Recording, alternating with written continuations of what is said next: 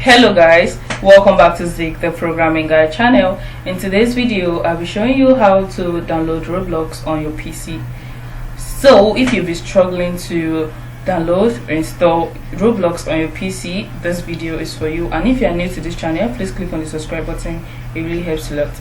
So first thing you have to do is open up your browser and you're going to search for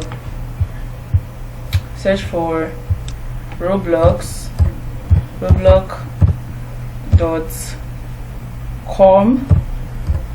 and you're going to add download.